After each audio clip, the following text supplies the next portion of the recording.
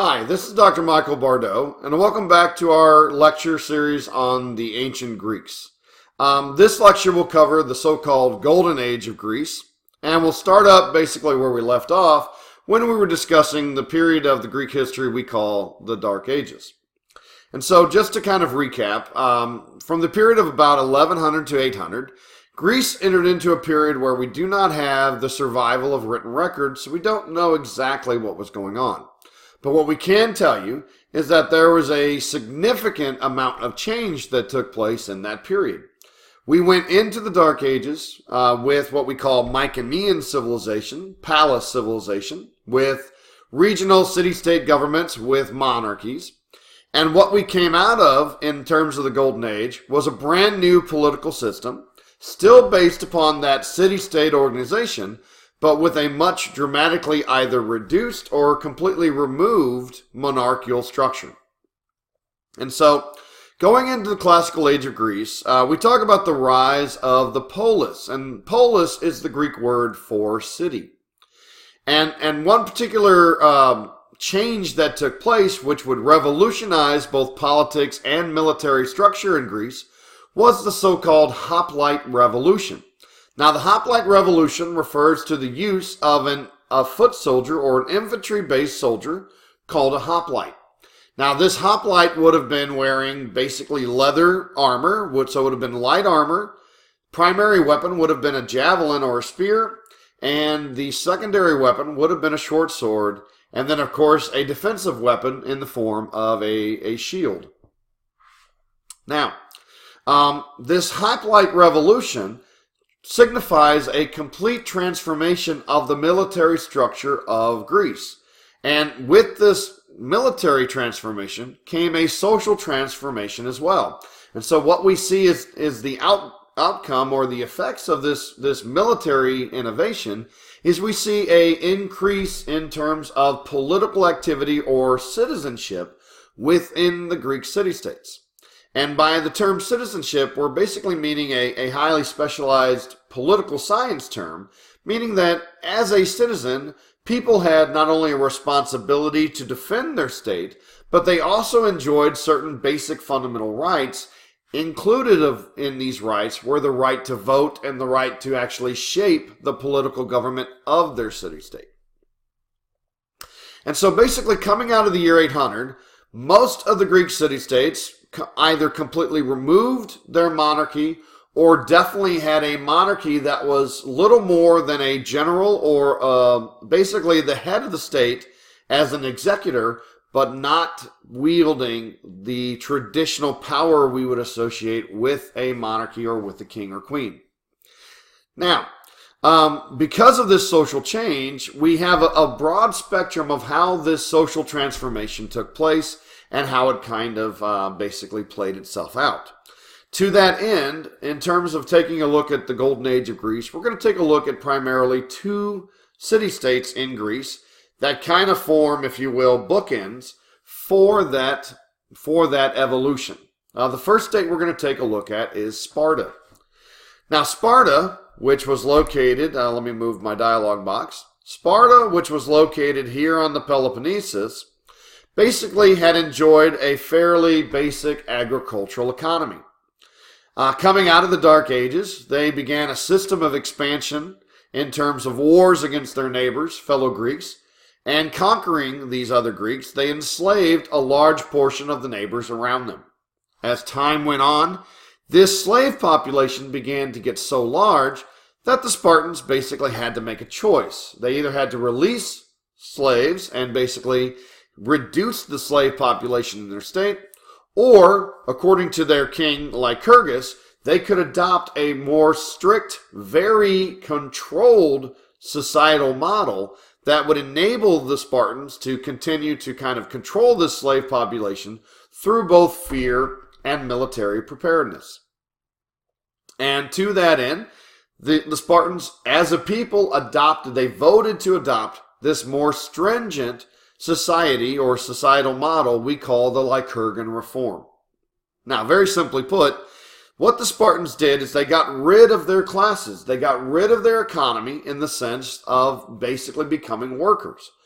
Every single citizen of Sparta was in fact a member of the Spartan government, if they were male, and they were in fact members of the military. And so basically what happened is from birth, both Spartan males and females, once they had basically reached the age where they could eat solid food, they were taken from their families, they were taken from their homes, and they would join the military, where they would train every day for basically the next 6 years, 6 to 7 years. Now, if you were female, after you'd done your 6 or 7 years of training within the Spartan military, from usually ages 3 or 2 to 3 to about 8 to 9, then female Spartans would get to go home, and they would then learn how to run a household from their mothers. Now, if you were a male Spartan child, you would stay in the military basically from the age of 2 to 3 to approximately about the age of 40. And you would actually live in the barracks with your fellow soldiers from the age of 3 till the age of 30. Now, you could, of course, go home, or you could go see your family or see your spouse on particular time periods. But by and large, you lived in the military, you ate and slept in the military, and everything about your life pertained to military service. Because of that nature, the Spartan state gave everything to its Spartan citizens. The Spartans didn't have to worry about food or housing or anything. They were supplied all of the necessary materials, as well as being provided slaves to do all the work. These slaves were commonly referred to as helots. And so basically, Spartan life was extremely regimented. There were no Spartan sailors or tailors or philosophers or anything. All Spartans, both males and females, were considered warriors and part of the military. Now you might ask, how were the female Spartans considered part of the military? And the answer is kind of interesting and also kind of horrifying. Spartan women were expected to wage the war always on their slave populations. And so every year, the Spartan state made a point to declare war on their slaves, their helots. And it was the responsibility of Spartan women to basically manage the slaves and kill slaves for whatever reason they wanted, to instill that fear and control. On the outline, as you see there, in terms of an economic structure, the Spartans didn't have one. The Spartans did not engage in trade except as a state. They would trade surplus food and surplus materials to a group of people that lived around them that manufactured their weapons. And that was pretty much all the economic structure that the Spartans had. Now, as a political structure, the Spartan government was made up of 3 distinct groups. The Apella, which was the main body, meaning that it had the widest male participation and membership, basically constituted all Spartan males over the age of usually adulthood. Now, if one had survived long enough to reach the age of 40, then one could retire from the military and automatically become a member of the next Spartan government agency or Spartan group, which was called the Gerousia, which were all Spartan males over the age of 40. The most elite of the Spartan government councils was the Ephyret. The Ephyret was a group of approximately 9 or 13, depending on the time period. It did vary from time to time. Group of members of the Gerousia that were elected to the Ephyret for 1 year. And so what we have the Apella, which was basically the widest population. They could introduce laws, but they couldn't vote on them. They could introduce the ideas of laws, and they could also basically vote on basic things. Next group was the Gerousia. This was the over 40 group, 40 and over group. They could basically vote laws into practice, and they oversaw the running of the government. And then the Ephyret was an elite group of the Gerousia, and the Ephyret would basically oversee the 2 kings of Sparta. Sparta had 2 kings, a dual monarchy, and the purpose of this dual monarchy was to keep one king in the city at all times to kind of direct the war against the slaves, and the other king was basically a glorified general. He would lead the Spartans in military wars outside of Sparta, and these kings would flip-flop throughout the year. Spartan kings were extremely limited in their power. They could not make laws. They could not enact laws. They could not declare war. They basically were the commander-in-chief function of the American president. They oversaw the military. That was their main function. And if they did a bad job in terms of administration or overseeing, excuse me, kings could in fact be deposed by the ephorate and be replaced by a different family. So that kind of sums up in a very simplistic view Sparta. It's extremely regimented. It's extremely constricted in terms of what it allowed its citizens to do. However, ironically, among all Greek city-state organizations and cultures, Spartan women enjoyed the most rights, which seems kind of odd. And in such a constrictive society, women actually in Sparta enjoyed more rights than almost any patriarchal society of the ancient world. Women were allowed to own property. They were allowed to address the government bodies. And they basically were seen as being vital members of that war effort. And it's kind of ironic, getting back to this idea of social transformation, even if you take a look at American history, what you will see is that military obligations to fight always come first, and then what follows along very quickly is participation in government. And if we take a look at some of the amendments of American history to just kind of connect that idea, we can see it very easily. African American males got the right to vote after they participated in the American Civil War. Women in America got the right to vote after they participated in World War I, 1919, and quite, the most recently in terms of the 1970s, when the age of the draft was dropped to 18, so too was the age of voting. So the right to vote is always kind of linked and preceded by the obligation or the right to fight. Okay, getting back to Greek history, Sparta represents one set of ideas and cultural, social strata. Our next city-state that we're going to look at is kind of the opposite, is the city-state of Athens. Excuse me. And Athens was almost the exact opposite of Sparta in almost every facet. Geographically speaking, Athens was located on the coast. Its economy was based on trade and upon maritime activities, fishing, etc.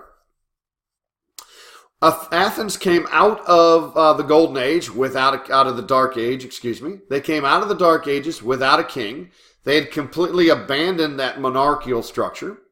Early Athenian society had a group of judges that were called archons, and a council, if you will, called the Council of the 500, the Areopagus. Now, over time, through the crises of the Athenian government, basically, the Athenian government went from having these judges to basically having what we call pure democracy. So as you can see on the outline here, in very brief detail, we have Draco's Law Code and the reforms of that early Athenian government. We had a period in time where the so-called tyrants took control of the Greek city-state because of a lack of kind of structure. And eventually the idea was that in order to kind of perfect the Athenian government, Cleisthenes, who was one of these tyrants, went to a model of that we call pure democracy. Now that term probably needs to be defined a little bit. Pure democracy basically meant that all male citizens of Athens had the right to vote and had the right to basically be elected to public office. However, the elections were very different than the elections we see in a democratic society today. The elections were actually done by pure random luck. A person would put their name, so to speak, in a hat, and randomly the name would be drawn out of the hat, or a stone would be drawn out of a bag, that would basically elect them for 1 year to that position, irregardless of their skills, their experience, or anything else. So what we had operating Athens was a purely basically chance-based government in which everybody had the right to vote, everybody had the right to submit a law, everybody had the right, I should say not everybody, but all males had the right to participate in government. Now, as you might expect, that did lead to severe problems in timing, severe problems in kind of making decisions. And that would be the ultimate flaw of pure democracy. Other societies later, like the Romans and today America and the British governments, all attempted to kind of overcome those shortcomings of pure democracy by limiting democracy into basically what we call representative democracy, which means that everybody gets a right to vote, but that the representatives that people vote for actually make the decisions and create laws and run and execute the government. That's what we call a representative democracy. But both constitutionalism and the theory of democracy all stems from Cleisthenes and the Athenians. Now, ironically, this idea of pure democracy would in fact become eventually an abysmal failure and would never be tried again in world history. So it was kind of a one and done type attempt or experiment, but one which set the ground for later subsequent governmental structures and government theories. At this point, we've reached about the 16.5-minute mark. I'm going to go ahead and end this lecture, and we're going to pick back up with our next slide, which is going to be kind of a discussion of the political military events that shaped Greece's history. So we're going to end here for the interest of having a super long lecture, and then part 2 we'll pick up this story next. Once again, I thank you for listening to the lecture, and I look forward to speaking to you soon.